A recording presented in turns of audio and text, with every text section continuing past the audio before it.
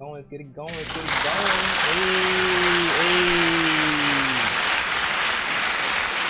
Welcome everyone. Welcome everybody to episode 0.2 of About Last Week in the NBA. Yo, clap it up one more time. Made it, man. Episode 2. We actually are doing it. We're really doing it. Now, you guys are probably a little bit confused why it's 0.2. I did want to explain that a little bit. I say 0.2 just because this is a really rough draft of how I want this podcast to be. So we're not fully officially episode 1, out officially. So we're still like preseason, getting into the swing of things. So I really think episode 1, season 1 will all be ready to go by next season, NBA season. So we're gonna take the off season, get everything working, and we're gonna come back fresh, clean, and like top tier come next year, right? But for now, episode 0.2 about last week in the NBA, and we have a special guest this week. I say special because it's special to me. My boy Karma. What's good? Karma, go ahead and introduce yourself. What do you want us to call you and everything? Yeah, what's up? Hey guys, I'm Karma or Chris. I go by either. Keeping it real simple. easy, Chris. Just like Matt. Matt was just like, just call me Matt. I was like, all right. Right. I like it. So Chris, I'm gonna call him Karma. That's how I've always referred to him. But y'all can call him whatever you like. But yo, my man sir. Karma. So yeah, just a quick. Why do you love basketball? I grew up watching basketball with my old man. It was one of those things. It was all sports, but basketball probably really took my biggest interest, especially because of one player on one team, and that would be Chef Curry on the Warriors. That man is so fun to watch, and I would not be in love with basketball like I am now without him. Hell yeah, man. So Stephen Curry is your favorite player? Oh yeah. Would you be wild if somebody said like I look like Stephen Curry? Is that crazy to say? That'd be crazy, but I would believe it. Nah, probably not anymore because of the hair. Not anymore. But back in the day, man, there was this one picture on Facebook that I posted, and this one dude. This is back when Steph Curry was in college, so like he looked like me, and I was like legitly a little afraid. But that was way back in. And yeah, you can see that in my stream has how many times I look like Steph Curry, and it's at 390. So yeah, I've been getting that for a while, man. But yeah, man, Steph Curry, man, really good player to hang your hat on. I'm not mad at you at all for that. But yeah, thanks for introducing yourself, Karma. I appreciate that.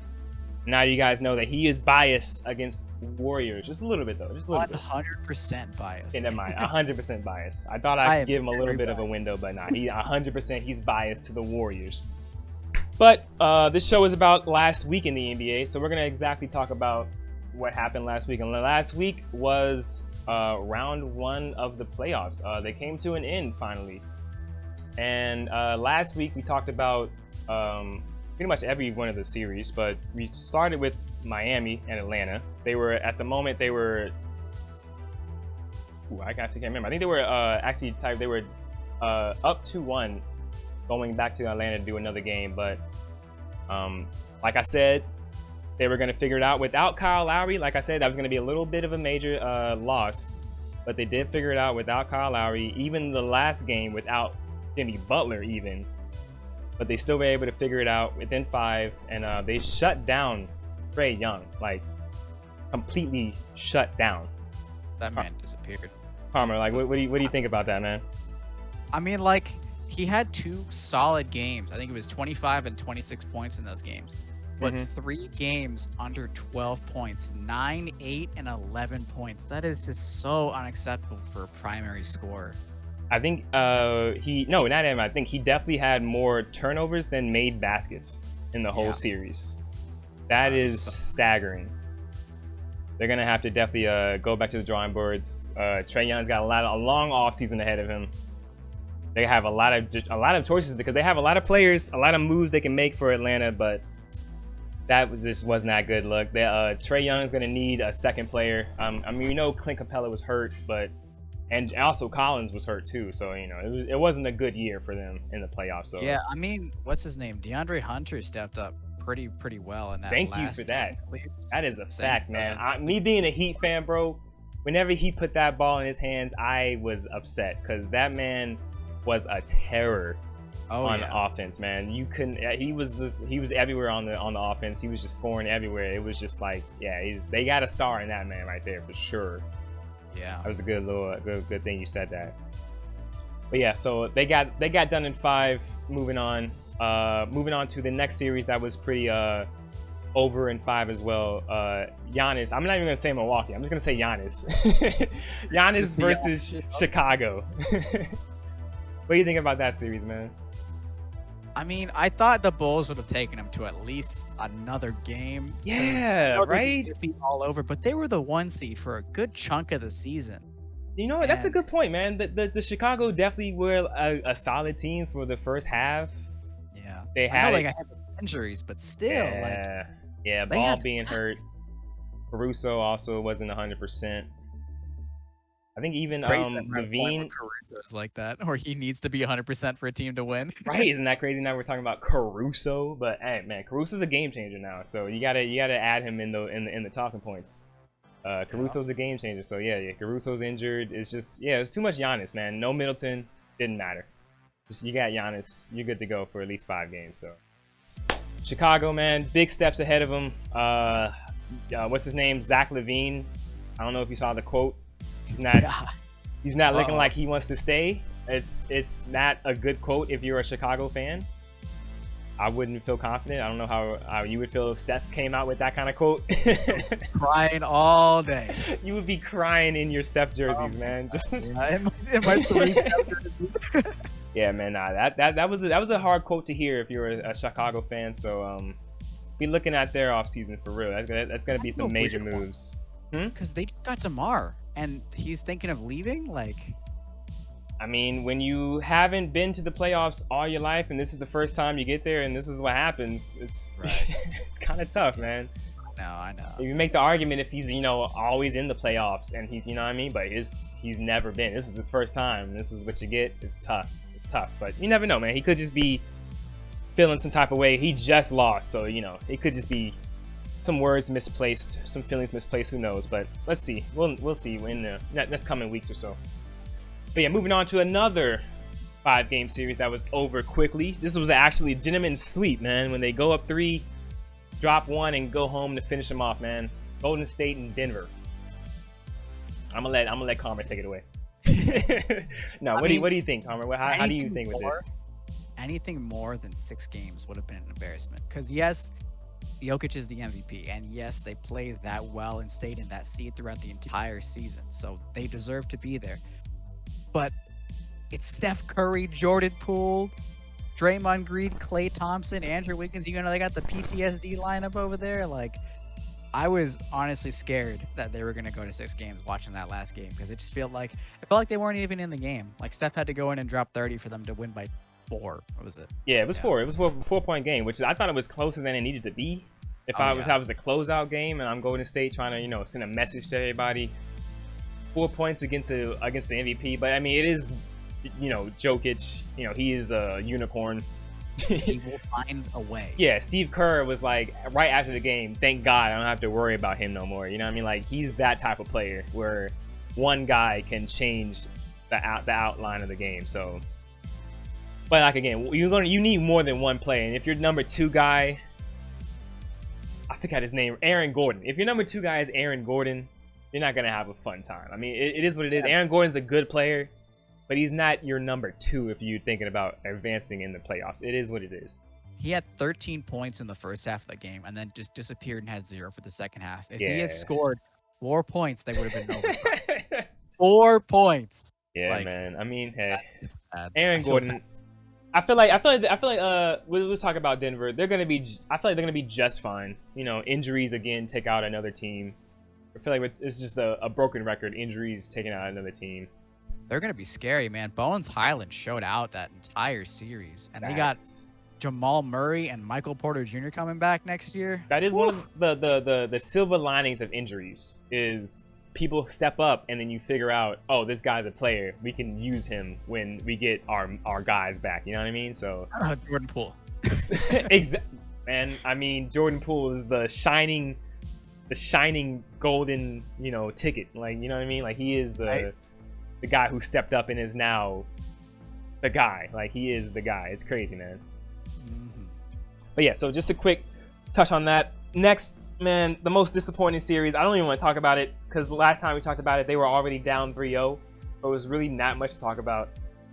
The Nets and the Boston getting completely and utterly destroyed, honestly. Just dismantled, taken apart, embarrassed.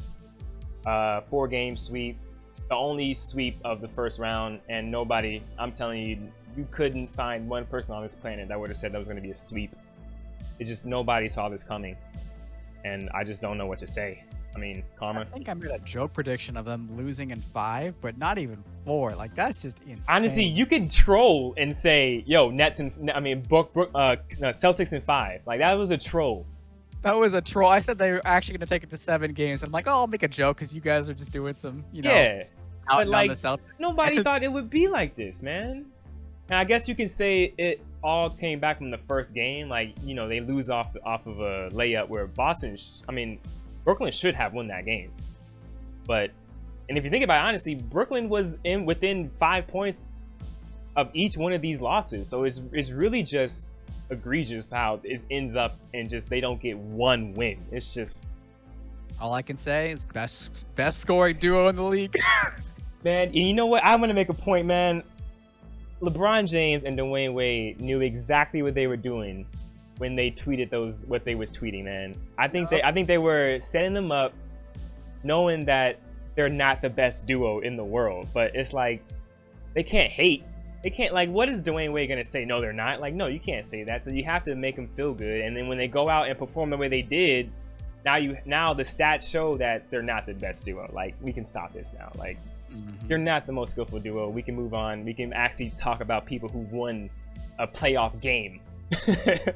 All right. I mean, they did win a series last year, but this is a different team. This is the team that was supposed to do something. They was favorites to win the title, to win the whole thing. One series. Not even a playoff win. Not even a playoff series. win, man. Get this off my screen. Get this off my screen. I don't even want to talk about them, man. Let's just get over to the point guard, man. The point guard himself. Phoenix and New Orleans, man. They went to a battle that, honestly, again, nobody saw this battle coming, man. Everybody wrote off New Orleans, as you should have. They won 36 games for the season. I mean, yes, they're not the same team as they were from the beginning. A bunch of changes happened. TJ McCollum, you go on forever, but this was a different team, and I think this New Orleans solidified the play-in tournament, for one. That's just a side thing I wanted to say. It solidified the play-in tournament is here to stay. That this team should have been at home, but because of the play-in tournament and because Adam Silver gave them the chance, because they changed up their team from the first of the year to the end of the year, so their record doesn't really reflect how good of a team they really were. The play-in tournament really gave them the chance to really show how good of a team they were. Boom, they made it to the playoffs, and now we can see, like, the play-in tournament is freaking amazing. Yeah. Who was the 8th seed before the New Orleans? It wasn't like the Spurs or something? The Clippers. The Clippers. Seed, yeah. I don't think that would have been a great of enough series. I think we really got a great series. Jose Alvarado, you know what I mean? Like that was just such a great series, man. And I don't know if the other team could have gave us that series that we just got. I thought it would have been more funny, if anything, just because the Suns and the Clippers played in the finals conference finals last year. Yeah. That would be funny, but I don't think it would have been as good, especially because of who New Orleans has on their team. Yeah. Brandon Ingram stepped up. He's definitely better than people thought he was. People wrote him off, thought he was just, ever since he's got traded from the Lakers, people really just never paid him attention. Lakers threw him aside, so everybody else did, for real. But that just pretty much woke up everybody. Brandon Ingram is a real player. CJ McCollum is a real player. Those two together, and I hate to say if Zion gets healthy, so I'm not gonna even talk about that. I don't know if this was true. I really wanted to look into it, but they said if New Orleans made it to Game 7, Zion was gonna play. I don't know if that was true. I'm probably just saying that, but I don't think he should have played. But whenever he does come back, man, that is going to be amazing. Oh yeah. They have, and then they have those 2 rookies. I mean, Jose, I don't even count him as a rookie. I feel like he's older than a rookie's supposed to be. Well, he was also undrafted. That part too. Yeah. He's definitely like played. Yeah, he's not like a true rookie. But the other dude on the New Orleans, he's a true rookie. What's his name? I feel like you would know it. Was it New Orleans? I totally blanked on his name. There's the dude who's like a really good wing defender though. I know you know what I'm talking about. Yeah. I'm looking at the name right now. Let me go to their rosters. Let me go to their rosters, man, because I don't want. I want to get his name. Really want to get his name. Game recap. Box scores. No, that's not it. Is it Jackson Hayes? No, Herbert Jones. That's guy. Herb Jones. This guy right here, man. Never heard of him before this playoff series. I'm gonna be real, bro. This guy is on my radar now. 23 years old, rookie, man. He's defender of the year in the next 3 years, easily. Like the way he was closing out on those shots from the 3-point line, he would block them. It's like you don't see that normally. Oh yeah, that's where he got like those 3 consecutive blocks on 3-point shots. Yeah. You just don't see that. You just don't see that. So yeah, he's defensive player of the year coming up for real. 2 rookies for the New Orleans. They have a really bright future ahead of him, and this playoff series definitely brighten that. New Orleans is gonna be just fine. Oh yeah. New Orleans is gonna be just fine. So yeah, that's really dope. But yeah, I didn't really talk about point guard and Mikal Bridges pretty much because they just did work, man. Yes, we know Chris Paul had a lackluster game, but he recovered. Mikal Bridges did his thing, and they handled it. That was a really good series, man. Really Another person part of that series for the Suns is Deandre Ayden, and I feel like he goes unnoticed in what he does because he is like just consistently excellent. Like he doesn't go above and beyond from where he's at. That's a fact. But you can count on him to drop 20, 22 points a game, and he does his job. You know what I mean? He does his job. He's not a flashy player, so he's not going to be in the highlights. You know what I'm saying? But he does his job, and you can depend on him. And last year, he wasn't this dependable, but this year he's definitely stepped it up. And they better pay that man. That's all I gotta say. Yeah. They're gonna have to pay that man. But yeah, moving on to another big series that we're actually gonna have to hit some points in because it just ended recently. Dallas and Utah. That was actually another pretty good series that I didn't think was gonna be better than I thought it was, but I had Utah winning this series going in, and that was only because Luka was injured.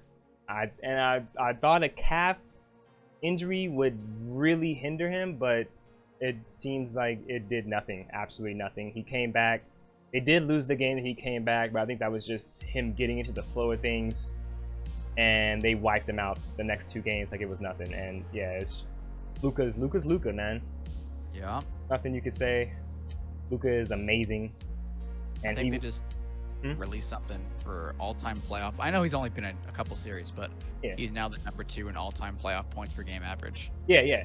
I mean, he's the most usage too. Like, I think you gotta put that into effect too. Like, nobody has more of a usage than Luka right now, other than like CP3, I guess. But yeah, it's just he's amazing, man. And yeah, congrats to Luka winning his first playoff series in 3 years or 4 years. Because, he got eliminated all the time by Clippers, man. He just finally got past the Clippers. And congrats to Luka winning his first playoff series. Finally got that monkey off his back. But more focus now on the Jazz, man. Jazz just I had them winning this series because I just didn't want them to just have this disappointing. So I was really just hoping they would rally together and just try to not suck, man. But I mean, I just can't help it, man. The Utah Jazz, man, it's not a good team. Not a good team, man. So what do you think, Karma? Are the Jazz done? A good reminder of why not to have faith in the Jazz is the All-Star picks. I know All-Star game has no relevance. Oh man, like both years in the row, it doesn't matter if they were the 1st seed, the 4th seed when that happened. Their players, their best players, are the last people picked. Like, every NBA player knows that this is not a team to be scared of. Why is that, man? Like, Donovan Mitchell doesn't want to pass to Rudy Gobert because he's an offensive liability, but everybody else is a defensive liability. And when Rudy's out on the floor, there's no defense. So it's like, this pair does not seem to mesh. I don't know if there's like a chemistry problem or what, but I would have to say it is a chemistry because, like, you look at the stats of how many times Donovan Mitchell passes him the ball, right. and somebody broke it down, and this is such a funny stat, bro. It's so funny. So if you take how many times he passes the ball to Gobert and how many times he turns the ball over, right, he passes the ball to the other team more than he passes the ball to Rudy Gobert. Oh my God, you just can't do that. Like, you're a point guard, he's your center. There has, like, you know, you got Trae Young, Clint Capella, you know, CP3, Ayton, like, Luka. He's not a point guard, but Luka's, you know, he handles the ball like a point guard. Luka and his big man Powell, like, there's just a connection. You know, you get even Kyle Lowry and Bam. You know, like, there's a connection. You know, off this pick and roll for the lob. Like, we saw it. They could do it, man. It's just, I don't think they like each other. Like, it is what it is, man. Like, the chemistry is just not there, and you need chemistry. Look at Boston. Like, look at Brooklyn. Well, Boston and Brooklyn. You need chemistry, and like, that team just literally does not have it. It's written all over the walls, man. Rudy Gobert had a quote came out just today that, like, it's just hard to get people to play defense. And how he looks at Booker, and how Booker takes pride in playing defense, and he doesn't feel like anybody on his team takes pride playing defense. It's just like, yeah, man. They don't like each other. It's time to blow it up. And the most ironic part about Dallas and Utah playing is a lot of people are saying Rudy Gobert is going to end up in Dallas with Luka. Have you heard anything about that? Or? One of those two people. I've seen it. I can see one of those two leaving Utah for sure. Yeah. Which one do you think would be smarter for Utah to keep? Donovan Mitchell or Rudy Gobert? That's a good question. Well, Rudy Gobert is consistently in Defensive Player of the Year conversations all the time. He is their only defender. But at the same time, just going back and watching him play, I can kind of see why Mitchell doesn't want to pass the ball to him, because he'll get so many feeds inside and just does. He's like 7 foot almost, and he doesn't put the ball in the net. He's right there, and yeah, his offensive bag is, how you say, lacking. Yeah, I guess you could say it's non-existent. I mean, it is what it is, man. He's that has a better offense outside of what he can do, and I feel like the Jazz are trying to depend on the offense he doesn't have too much. So I think it'd be better for them to not have him on the team, but then they have no defense. So it's kind of a tough decision. Yeah. They're going to have some big moves to make this year, man. I think you move Rudy Gobert. And I say that just because he doesn't do a lot, as you say, offensively. And defensively, you know, he gets taken advantage of. Like, too often, man. Like, there was this one time Brunson had the ball in the paint on Rudy, and he spun Rudy around, and Brunson just floated up right over Rudy. And it's just like, if I'm gonna have Rudy out there, I better not see anybody getting a floater. I better not see anybody laying up the ball, not 2 times. Like, if you're on the floor, and if you're not stopping everything, then, like, I don't think you're that stoppable for me to have you on my team. Like, you're not. He doesn't play perimeter well enough, and he also can't guard the 5. Like, he's got almost every position, but I feel like mobile point guards and shooting guards just give him the toughest time, and that can't be a liability if you're trying to be the main defender for a team, you know? Yeah. It's really only useful against other big guys, and that's just like, this league is, you really only go up against one big guy, you know, out of the week during the regular season. You know what I mean? And in the playoffs, it's just, he gets taken to the perimeter and is advantage of. So it's just like, yeah, if I'm Utah, I would have to move Rudy and try to make Donovan as happy as possible. Also, Mike Conley, bro, what's up with him? I gotta look how old he is, because I tweeted, man, and nobody really talked about him until, of course, he turned the ball over and everybody's like, oh, Mike Conley. But where was he at this whole series? This whole he's 34? He's 34. Man, he's acting like he's 50 out there, man. He only averaged like 9 points this whole series, man. And it's it's shocking how nobody really pointed him out until he turns the ball over and the series is over. Last year or the years prior, Mike Conley was a solid point guard who can break down the defense, get you some points at the rim, shoot the ball. You know, he was a good player. And this series, man, I didn't really watch him play this whole year, 82 games, but this series, man, he was terrible. Like, I tweeted, go ahead. 72 games, he had 13.7 points per game and 5.3 assists per game. Like, that's not worth $26 million a year. That part too, and they're paying him another 23 next year, I think. Like, it's he's getting money. He's getting $20 million plus. He's not that player no more. And I think it hit him. He hit that wall really hard. I think last year he was not this useless, but like this year, man, it was. I tweeted like just straight up, do you guys remember Mike Conley? Because like, do you remember him? He was a really good player. This is not the Mike Conley I know, man. This is somebody else. This ain't him. Until that series started, I kind of forgot he existed. I'm telling you, bro. If you don't know Mike Conley, you'd be like, if like this is your first time watching basketball and you saw Mike Conley, you'd be like, yo, get this guy off my team. He sucks. Right. But if you watch past Mike Conley was a threat, like for real. So I think he hit that wall really hard, really fast. And he better be thankful that he's getting $20 million next year, because no other team is paying him that.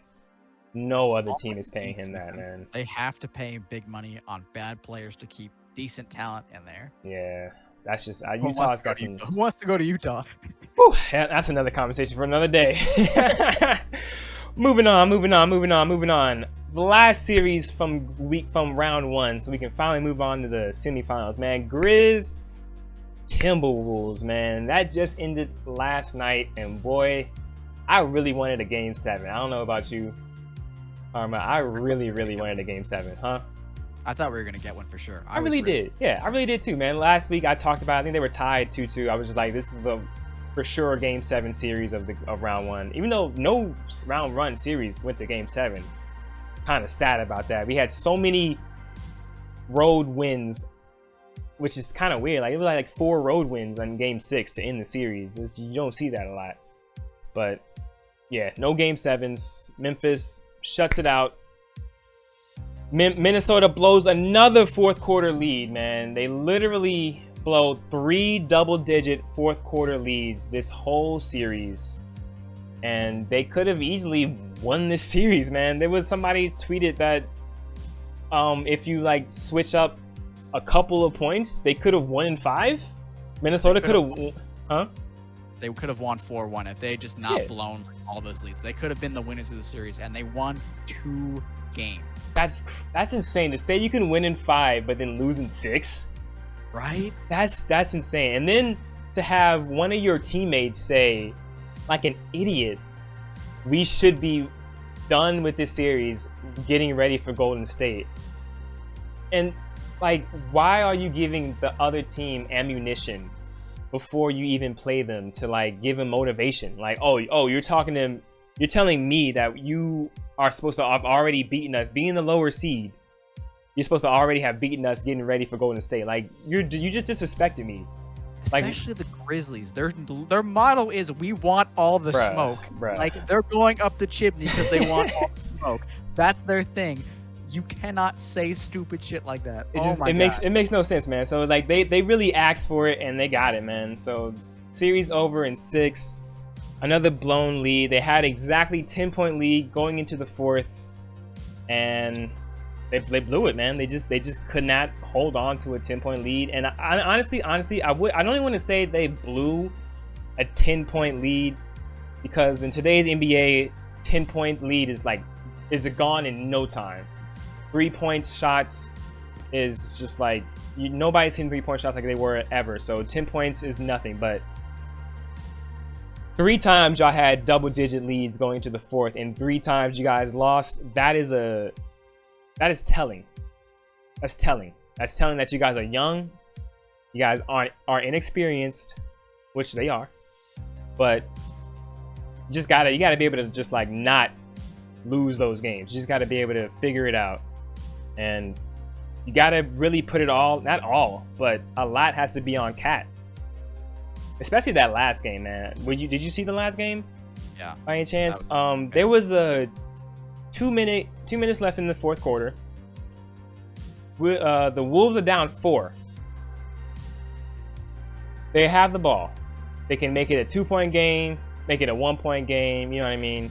And have it, have the Grizzlies, go back and then make them score to have them go up another 4 points. But no, Pat Williams takes it upon him to shoot a 3-point shot 5 feet behind the 3-point line.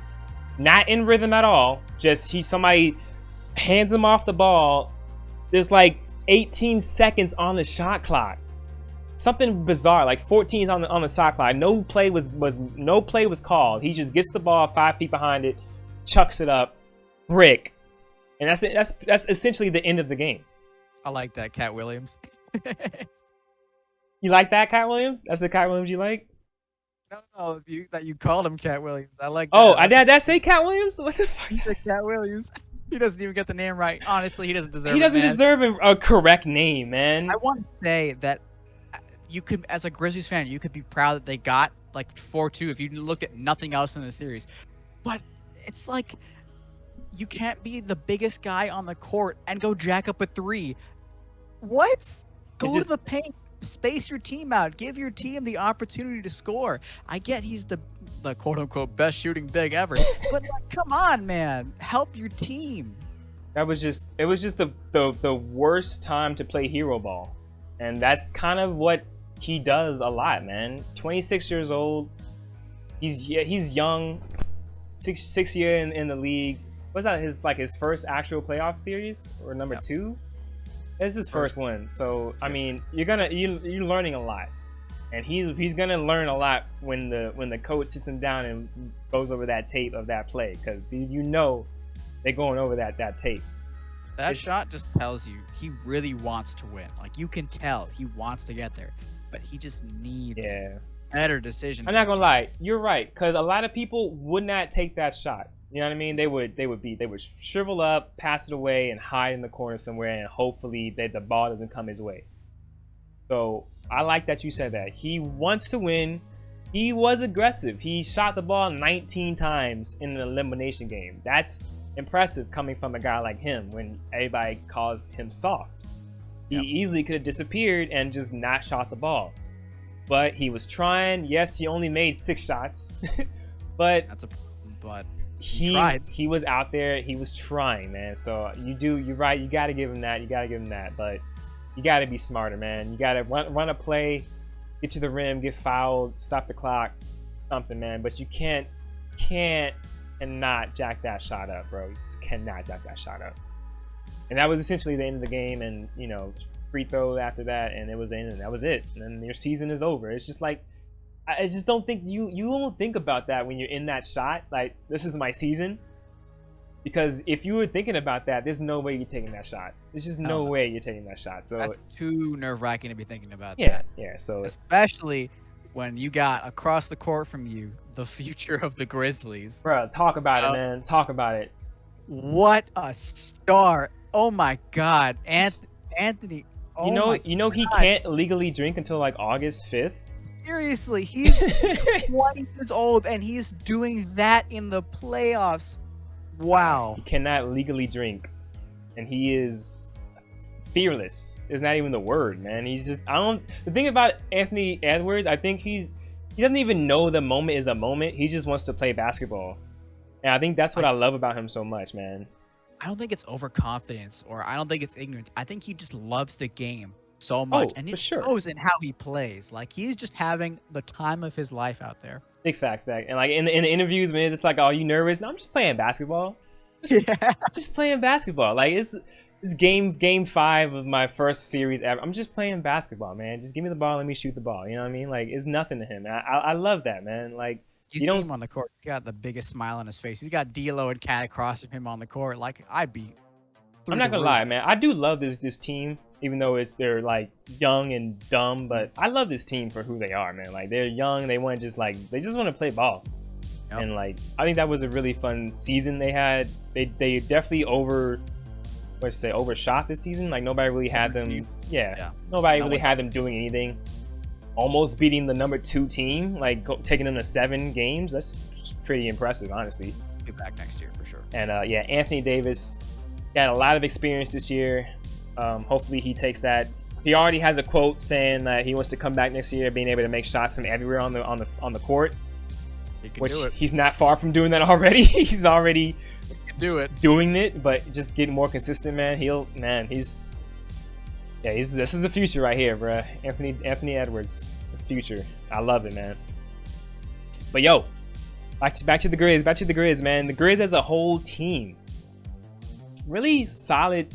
This team, man. When you watch the fact that they were still in that game and Ja had 0 points, not even they were in the game, they were winning the game, and Ja had no points at all. Yep. It was all Bane and what's the other dude's name? I'm drawing a blank right now. Dylan Brooks. Yeah. Both of them, like insane.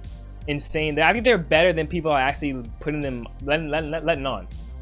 They're way better than people are actually getting them, because like Desmond Bane has a really good jump shot. He is actually, like, whenever he shoots the ball, I'm almost assuming it's going in. Also, they have a star in Jaren Jackson, of course. Oh yeah. Yeah, this team is great, man. This team is great.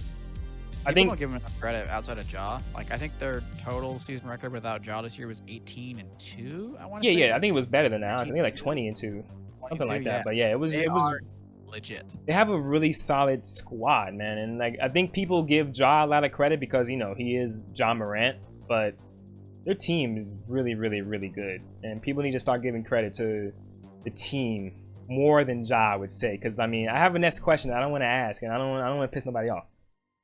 I don't want to piss nobody off. All right, so before I ask this, Karma, are you ready for this question? I'm ready for this question. All right, man. Answer this question easily. Just answer yes or no, man. Is Ja really him? No. No. Oh, shit! I didn't expect that. Oh man. All right. Can I elaborate on this? Of course, elaborate. Why isn't Ja him? And when I say him, let me just break down him, because people are like, what do you mean by him?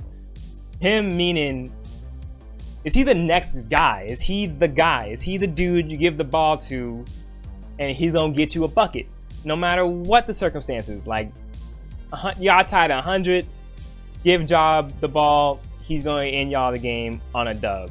Is he him? Go. Yeah. You say no. Not now. Not now. I'm a Warriors fan coming into this whole series coming up. It's not like I'm not shaking in my boots at the thought of Ja Morant going up against this team. I think he's fantastic, and I think he'll get there eventually. But there is just way too much talent to just defer to Ja Morant right now, especially on his own team. I think if his team played worse without him, it'd be a definitive yes for me. But I don't think he's there yet. I think he needs more time, and this playoff run will definitely improve whether or not I think he deserves to be there, because he hasn't won anything yet. Like, I know his team's young and they're getting there now, but they have to win first. That's fact. That's facts. First round series against the 7th seed. I know it's a tough team, but he's just got to do more first. He's great, so he'll get there soon, just not yet. Yeah, I think I would have to agree, man. Is Ja Morant him? I would have to agree. He's not yet, man. And I think during the regular season, it's easier to be a him, of course, because your team's switching every other game. The game plan. You're studying this player, then you're studying a whole other player next game. So your focus isn't on Ja Morant like it is in the playoffs. So during the regular season, it's easier for a player to be a him. But when you're locked down and I'm studying you 5 days out the week on how you move and how you play the game, it's harder to be a him. And it's showing right now that it's really hard for Ja Morant to play Ja Morant when a team is physical, when they're long, when they can defend, when they're fast, and it's hard for a player like him to become a him. Honestly, if you had asked me this last season when they had beat the Warriors to get into right, I would have said yes. Yeah, because I think this season just gave me a clear picture of the Grizzlies as a whole team. Facts. And I can't give him that nod anymore just because of how fantastic his team is around him. Good point, I think man.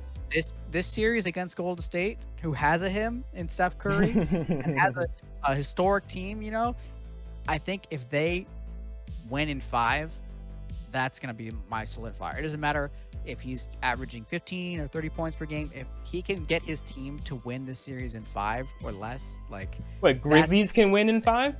If the Grizzlies can win. I don't think it's going to happen. Oh. Obviously, I would say it's going to happen as the Warriors. No, but I'm saying... If they win in 5 and Ja is playing like the Ja we know, I'm going to have to, like, walk back my takes. But right? I'm going to delete myself off the internet, bro. Yeah.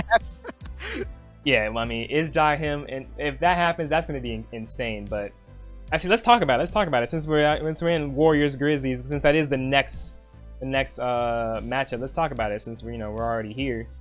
Are you afraid at all? Absolutely afraid. Absolutely afraid. All right. So this, if y'all don't know, you just tuned in. He is a Warriors fan. So diehard Warriors fan. He's got the jerseys, all that stuff, man. So Memphis. Golden State, game 1 is tomorrow, 3:30 p.m. Eastern Standard Time. So, you're scared. Why are you scared, man? You guys are the 3 seed, 2 seed. I mean, yeah, you got to go into Memphis. That's actually pretty big. You guys got to, you guys got to go to Memphis, home court advantage. I'm not saying I'm not confident they're going to win. I think they're going to win in 6. But that doesn't mean I'm not scared of that team, because the way they played in the regular season, I think they won 3-1 their regular season record against the Warriors. And regular season doesn't always matter. Nah, I don't.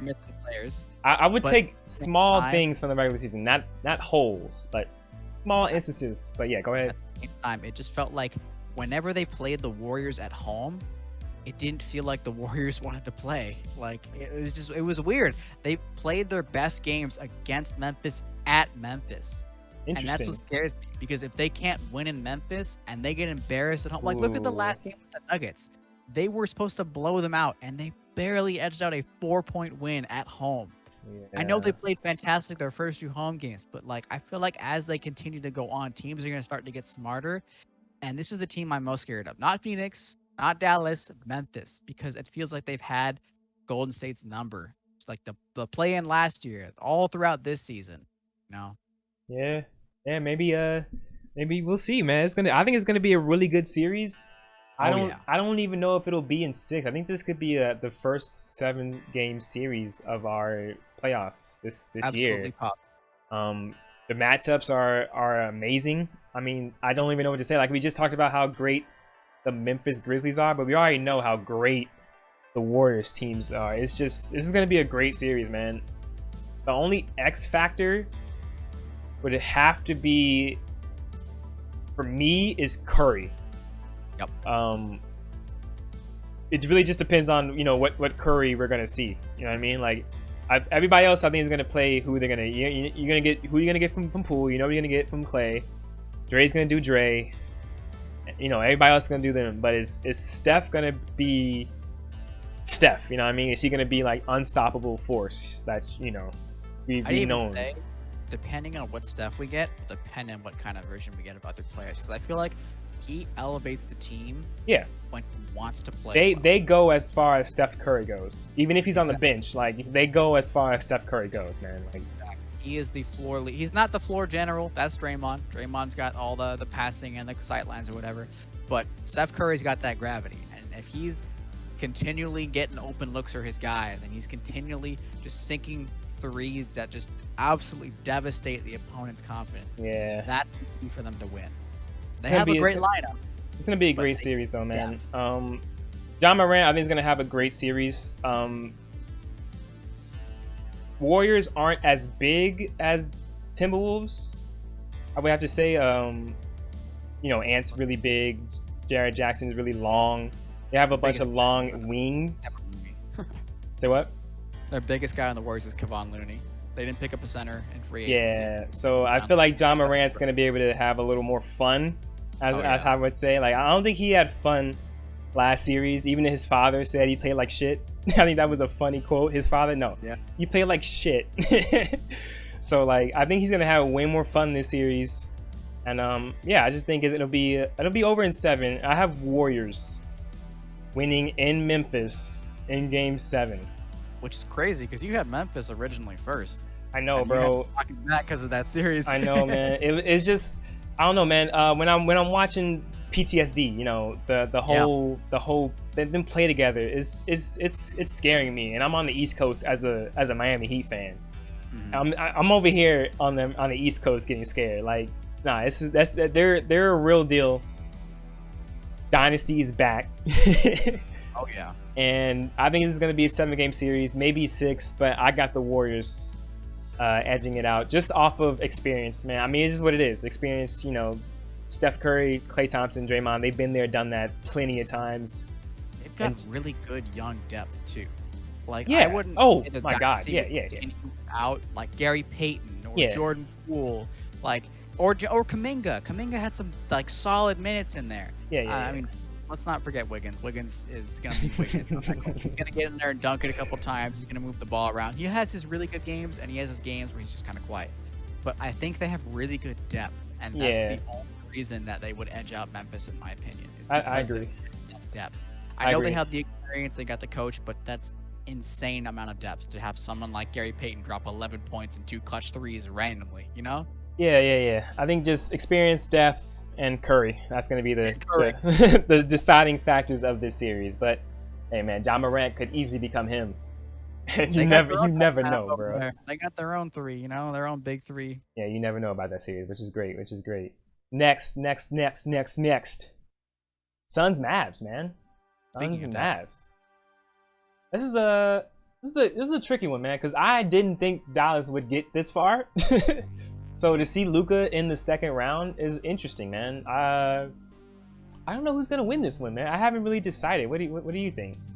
I mean, I never had confidence in Jazz from the first place, so I was kind of always anticipating this matchup. Yeah. Not Phoenix would. I'm a little surprised that Phoenix took it to 2 games. Yeah, I think that's why I'm more like falling back on Phoenix, man. They struggled really hard against New Orleans.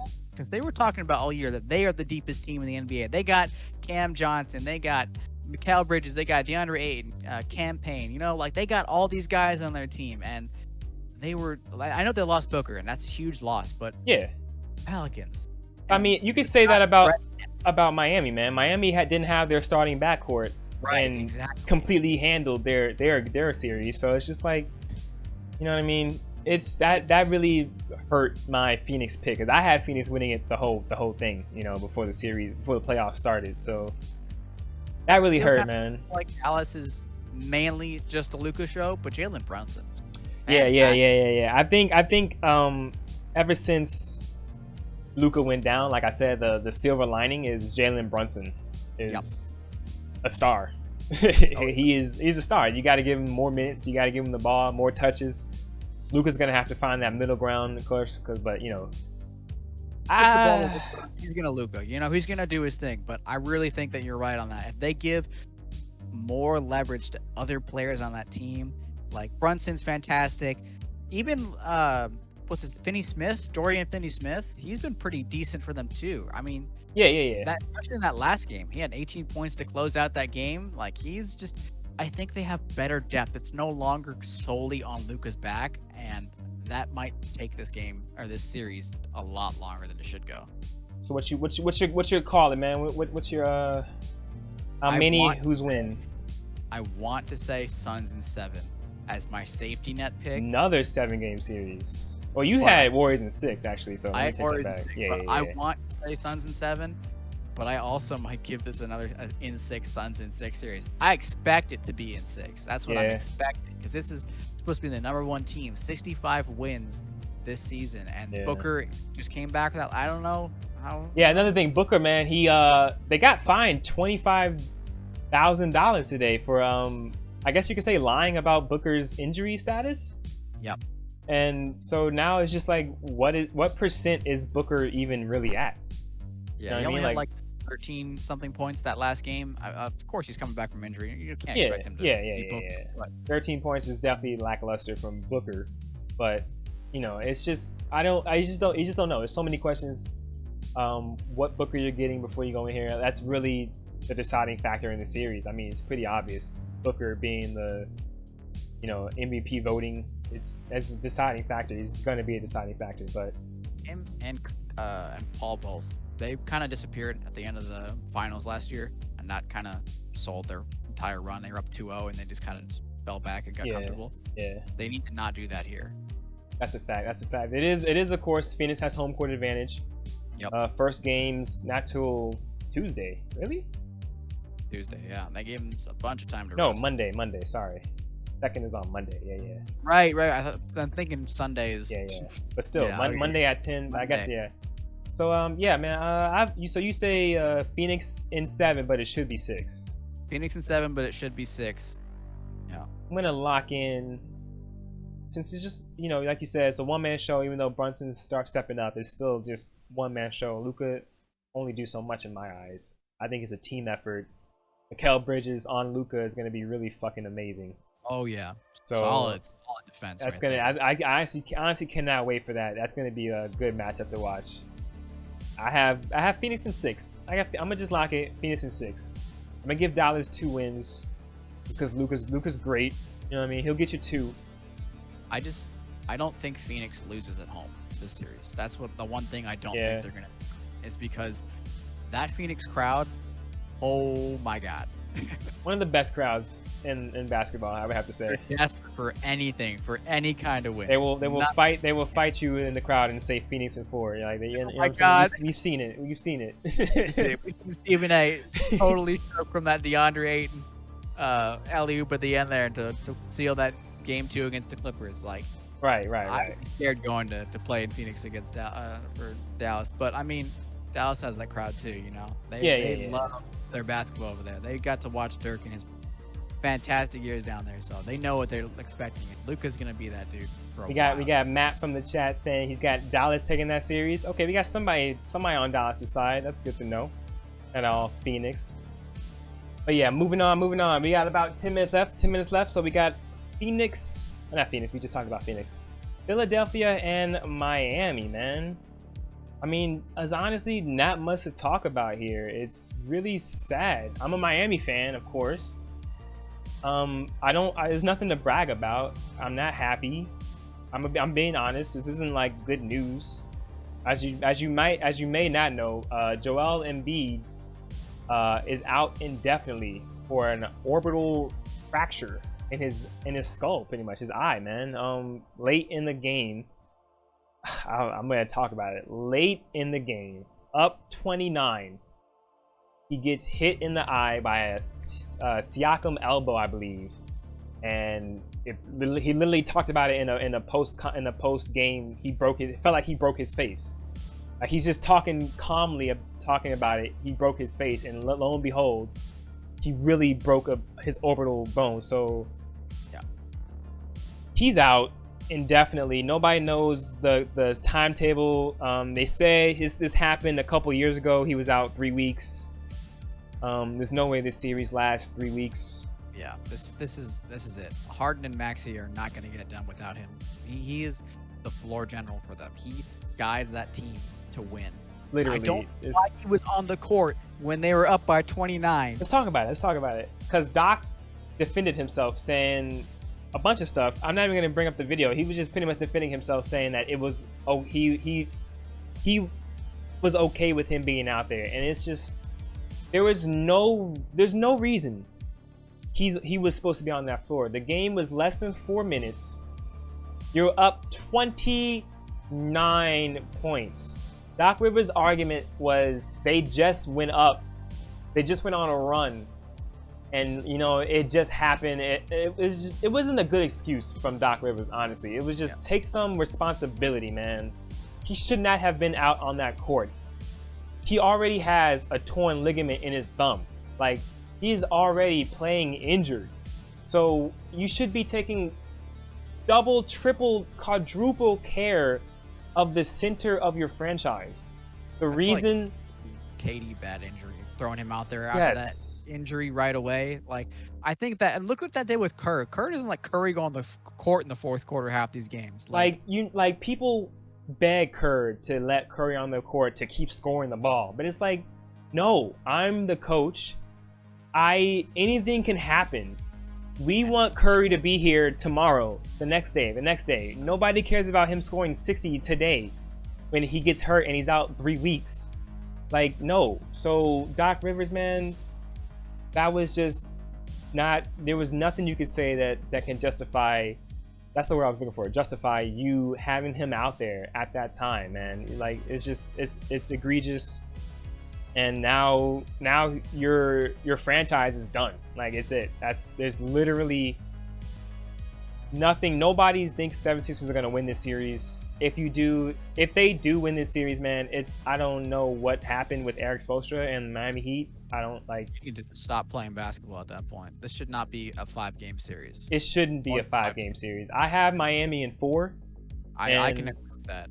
It sucks to say that, but yeah, man, Miami should end this in 4 games. It should not be a series.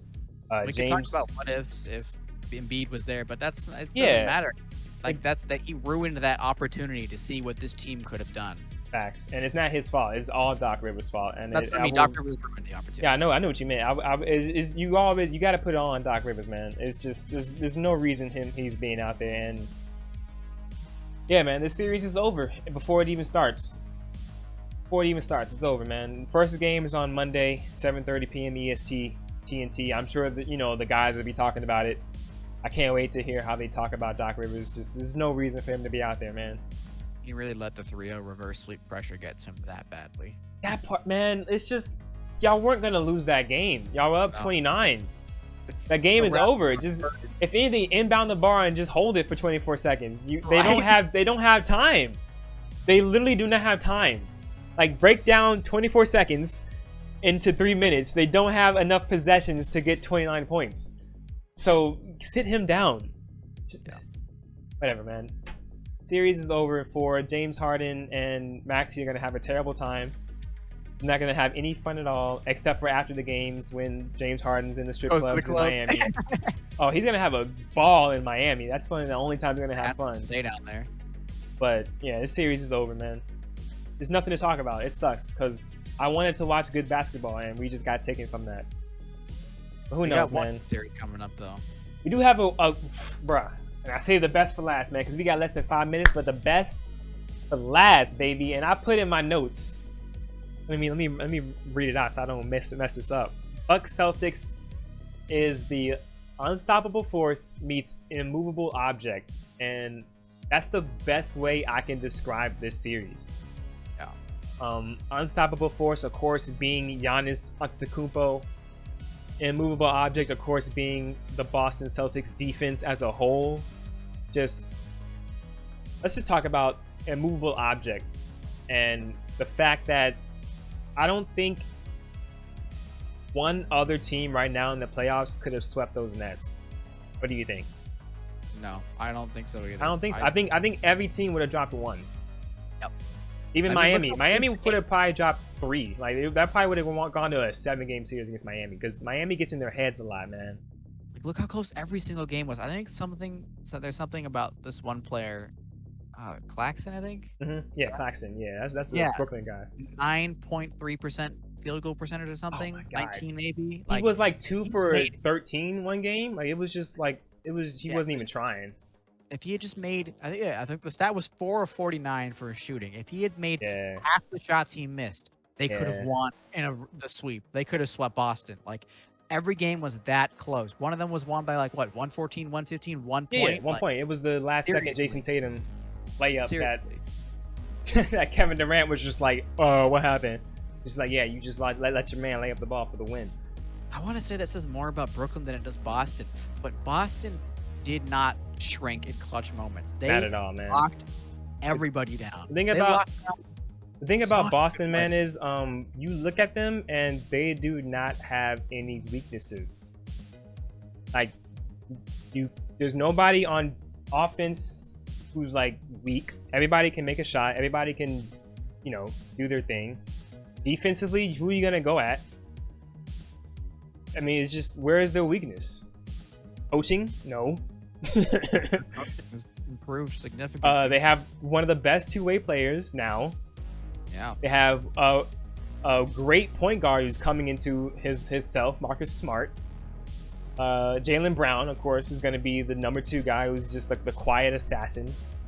It's just their team is really fucking great. And then you have Giannis Antetokounmpo, man. Just, I'm afraid of him just being him. You know what I mean? Like, how are you going to stop him, man? Like, it's just quiet. The worst part about this, man, is of course the Middleton injury. Yeah. I mean, that is the only reason why I would give the Celtics the edge. It's just Giannis can't do it all by himself, even though he is Giannis Antetokounmpo. You know what I mean? Like, I wouldn't put it past him if he did do it all by himself. He's not.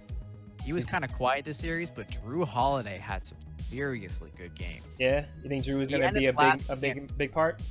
I mean, he was a big part in why the Suns lost last year. I don't think he'll be a series changer, but I think he'll change a couple of games for them. We'll have to step it up for sure, man. That might be the X factor in this series, man. Yeah, you know Giannis is gonna Giannis. Yeah, that's what I'm saying. Like X factors are usually the people who are gonna probably make a difference, and everybody is gonna do what they're gonna do. Giannis gonna be Giannis. Tatum's gonna be Tatum, but like the X factor, like you said, I think it's gonna be Drew Holiday, and like if he's gonna be a scorer, Drew Holiday. I think he's gonna have to be a scorer, Drew Holiday. Yeah. But the X factor for the Celtics is probably Jaylen Brown too. And think so? Maturity. Him and Marcus Smart, those two and their maturity, and then honestly, I think Jason is here. I think he is like, I think this is his series to win, man. Jason Tatum he's ready. What's that? Oh, my timer. I was like, what's that beeping? That's an hour, guys. That's an hour. All right, we're almost done. We gotta call it. We gotta call it. Yeah. What you got? What you got? Celtics, Bucks. How many? I'm saying Celtics in 6. Celtics in 6. Yeah, as much as I love Giannis. Oh, we gotta talk about it. Celtics do have home court advantage because the last day of the season, man. Boston folded. They didn't want it. And now look at them. Now they don't have home court advantage, man. That might be big, man. Bucks folded, ran away from the Nets. Now they don't have home court advantage against possibly the team that they're gonna need it for. And yeah, I think you're right, man. You say in 6, man. I think the Bucks or the Celtics could take it in 6, but I'm leaning towards the Celtics in 6. I'm gonna say Boston. I want to say 5, man. 5, wow. Just because Giannis is alone, and that defense is something I don't think we've ever like in a long time.